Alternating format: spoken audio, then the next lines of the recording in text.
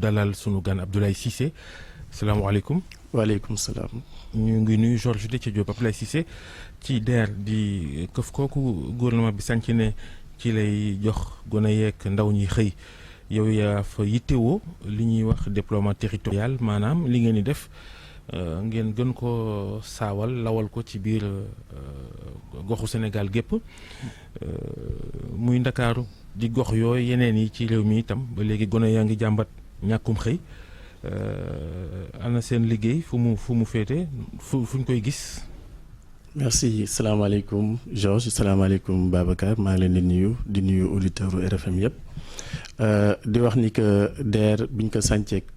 ren ji mi ngi am 5 ans le 15 novembre passé la ñu am 5 ans même si activités yi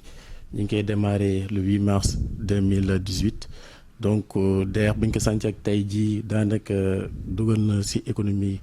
nationale lu toll 102 milliards de francs CFA ba pare touché lu ëpp 204 000 bénéficiaires ci gox ak goxaatu Sénégal yëpp à savoir les 14 régions les 46 départements et les 552 communes donc pour dire qu'aujourd'hui DER fu ñu ngi ci gox yëpp on est présent partout ñu ngi accompagner secteur d'activité prioritaire u état bi di accompagner jeunes yi di accompagner femmes yi fépp fu ñu mën a nekk ci Sénégal et même au-delà du Sénégal de la diaspora également. yaa ngi waxi milliards rek ak def nañ lii def nañ la njortu gu ñaaw mën na ni politique la rek ndax njàmbatum xëy ak ndóol ak taxawaalu gi xale yi di taxawal ndax ñàkk am lu ñu jàpp moom moo gën a fës ci bëtu nit ñi. tout à fait daanaka loolu c'est un constat ba ñu mën a def Sénégal mais mën nañu ko def ci réew mi yëpp aussi la question de l'emploi c'est une question qui est universelle donc du Sénégal kese même si état du Sénégal mi ngi def ay jéego yu notable d'ailleurs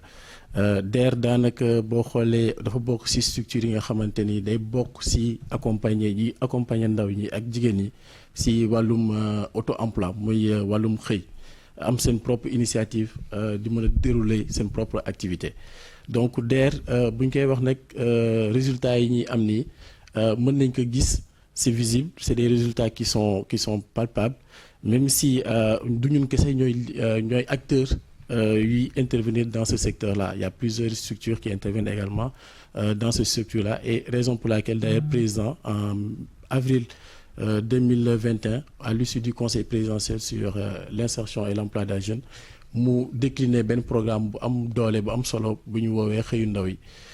boo xoolee xëyu ndaw yi c'est un programme boo xamante ni ñetti at la 2021 ba 2023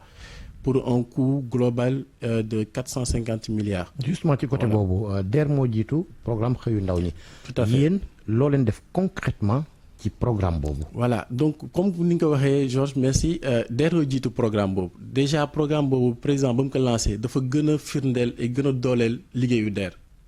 raison pour laquelle après conseil bi juste vers le mois de mai dafa consacrer la DER comme l'unique guichet unique de financement de l'autonomisation économique des femmes et des jeunes pour woon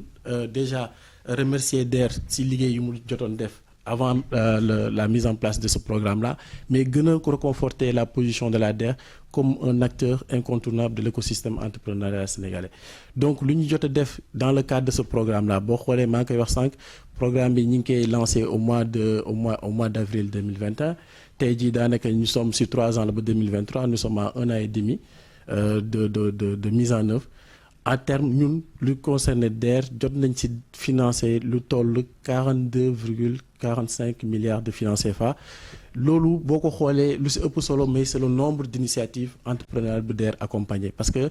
financement yooyu. tax na tey dafa néew loolu par rapport bëgg-bëggu askan wi. xale yi ci am néew na Babacar néewul d'ailleurs li ngeen ubbi woon ci internet ne nit ñi bindu fees na ba ngeen tëj ko préfecture yi gis nañ ne meloon jamono yi ngeen ni da ngeen di door financement yi. Est-ce que fi DER bëgg a jëm dana fa gaaw a egg. Déjà mën naa ne ñi ngi ci yoon bi je vais pas être présomptueux mais ñi ngi ci yoon bi et yaakaar naa ni ñi ngi ci yoon bu baax bi maa ngi koy wax sànq nee naa la programme bi tey jii boo ko xoolee DER accompagné na 130 000 initiatives entrepreneuriales parce que DER dans le cadre de ce programme là dafa am ñaari volets yu ñu ko dënk mooy benn bi mooy autonomisation nano crédit mooy nanocrédit beneen bi mooy. appui boobu nag moo ñu jaaxal nanocrédit bi ngeen sumb mooy. di aale ay 10 000 francs ki 20 000 francs. ay jigéen yuy jaay yu sew ak ñoom c'est tout à fait normal parce que boo xoolee DER suñu mission inclusion sociale daf si bokk te boo xoolee inclusion sociale mooy lan. mooy permettre ak koo xamante ni tey day jóg bëgg a mener une activité mën ko jàppale mën ko jox loo xamante ni tey dina mën a liggéey mën a rembourser sans difficulté avec si sutura surtout loolu si sutura parce que lu am solo la parce que nanocrédit boo ko déggee tey c'est un dispositif que la DER a conçu et a lancé à travers les 46 départements te tey jii may wax ak yow avant programme xëyu ndaw yi DER on était à un point nanocrédit mooy marché central au poisson de Pikine te yaakaar naa ni tey marché central au Pikine boo leen fa demee rencontrer foofu les femmes en aparté waxtaan ak ñoom di ngeen gis ni njëriñ ba fa nanocrédit am. mais pour ñoom expliquer ñu nanocrédit 10 000 francs ngeen koy aale jigéen mbaa ku bëgg a liggéey ne ko mu liggéey après delloo loolu wax dëgg yàlla ndax mën naa yor kër ndax mën naa yor nit. Babacar xëy na ñun ñi di wax ak yow on sait que c'est vraiment. Une solution et puis mi ngi jàppale jigéen ñi ak ndaw ñi si lu bëri su ma jëlee le cas simplement du marché central au poisson bi ñuy parce que population yi fa nekk jaaykat yi fa nekk jigéen ñi may les micro mareyeuses ñoo ñu approché ne ñu ñoom sonn nañ Pël Fuuta Guinéen yeeg ñu ngi leen di sonal parce que dañuy ñëw le matin très tôt ñëw indi 10 000 francs lebal la ne la avant midi nga remboursé midi booy remboursé tu rembourses à 15 000 avec un surplus de 15 000 donc taux d'intérêt usurier la ñuy appliqué ñun nag DER en tant que structure publique il fallait qu'on ñu mettre réfléchir un produit boo xamante ne dina mën a combattre loolu noonu moo tax ñu xalaat mettre concevoir en place ce produit là muy nanocrédit nga xamante ni c'est rapidité la célérité la ba pare lépp tout se fait via les téléphones mooy wallet yeeg Orange Money yi et c'est rapide c'est transparent et c'est accessible à tout le monde. li ngeen financé nga ne bëri na se pose la problématique bu rentabilité li nga xamante ne financé ngeen ko. est-ce que ñi nga xamante ne ñoom ngeen jox ay financement ñu ngi ciy génn jamono ji est-ce que seeni projet réussir na. bu baax à quel niveau. à quel niveau déjà mën naa ne daawoon na mi ngi doon fonctionner bu baax déjà. et puis parce que am na ay jamono ak Covid bi ngeen di def tournée ak lu ni mel on avait remarqué que taux de remboursement bi dans le sud du pays la gën a ëpp tout à fait et raison pour laquelle boo xoolee constat boobu noonu bu ñu ko defee depuis lors ba tey jii dañoo nekk di liggéey dans un processus de concertation ak de collaboration avec les autorités administratives et territoriales à travers le dispositif de déploiement territorial parce que dispositif boobu noonu tey mooy tax autorité administrative bi am un regard sur tout ce qu'on fait parce que DER nit ñi dañuy fàtte financement bi rek la ñuy gis daanaka mais au-delà du financement il y a également l'offre d'accompagnement non financé lu ñuy def en termes de renforcement de capacité de formalisation activité entrepreneuriale boo koy wax c'est un tout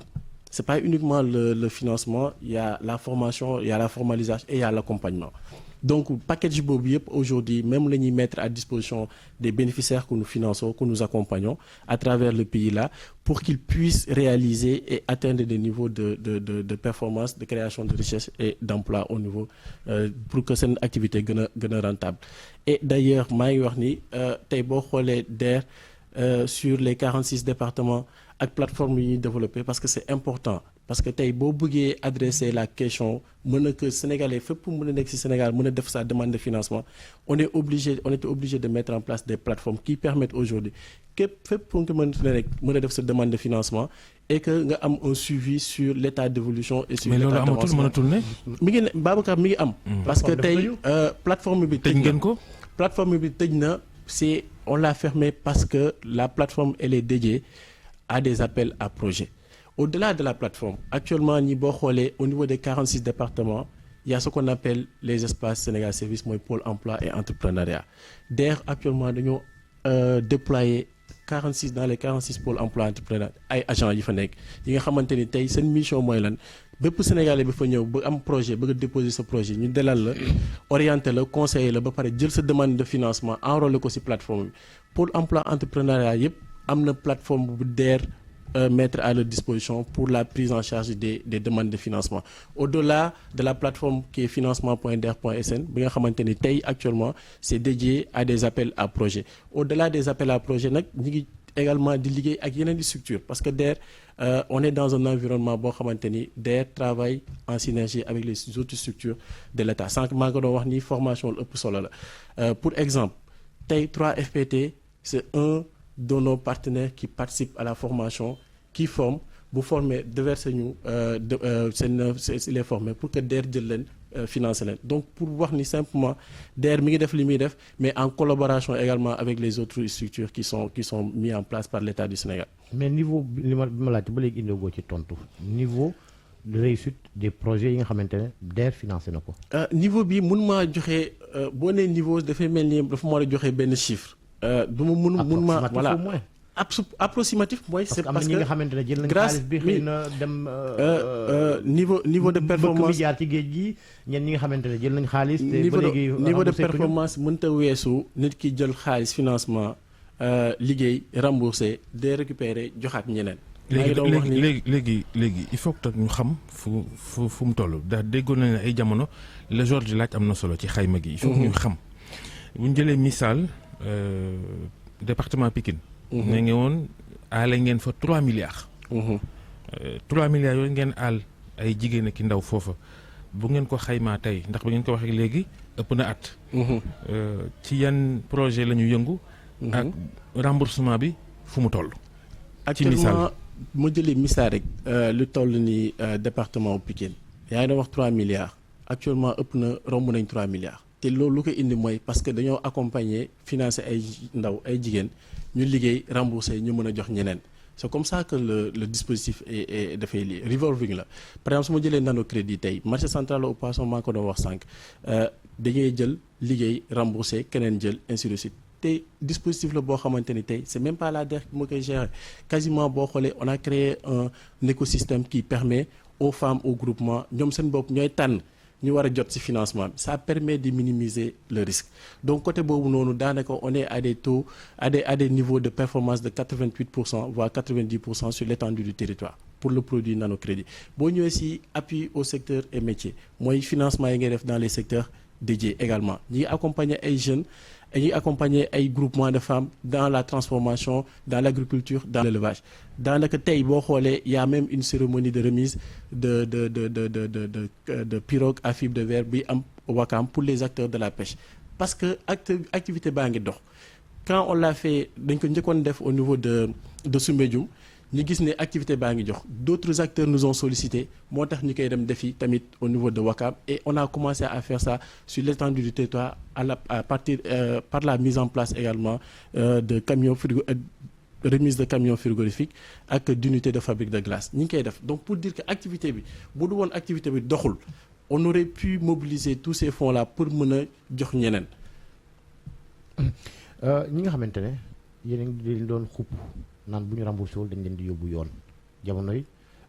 njiital DER ba woon. mi dispositif boobu noonu. ñooñu est-ce que fay nañ.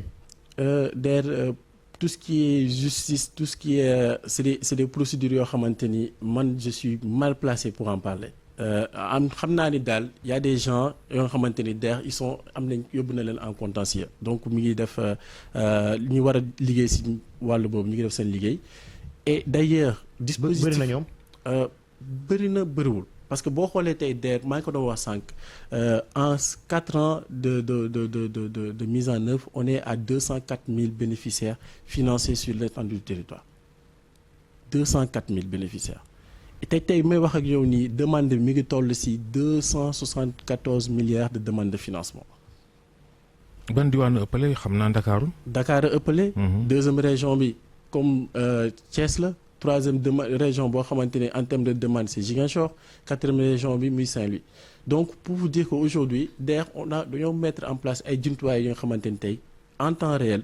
demande yi ngi jot yëpp mën nañ ko qualifier mën nañ ko cartographier mën a xam ban mécanisme la ñu war a mën a mettre en place pour mën a répondre au mieux à ces demandes là. sànq Georges ngi lay laaj ñi fayul ak ba xam yóbbu nga leen ci yoonam déet waaye yéen itam yoon est-ce que du leen war a topp ndax am na rapport bu autorité de régulation des marchés publics ARMP génne ñu ni li ngeen def ci ay marché gré à gré am na yu ci jaaduwul loolu nu mu mënee am. loolu moom Georges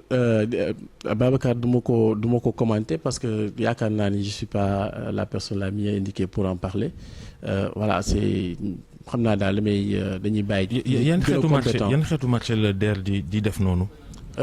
di def noonu de manière générale ou si. de manière générale. non DER amul au-delà des marchés classiques comme toute autre structure publique yu muy passé DER voilà c'est une structure publique qui passe des marchés publics et cetera et cetera. mais rapport moom je vais pas commenter ça. mais yan marché xam nga marché. non Babacar je suis trop. waxuñ la bañ nga ne doo tontu ci rapport ARMP bi mais au moins war nga mën a wax ci par exemple marché jënd ay matériel bureautique ak.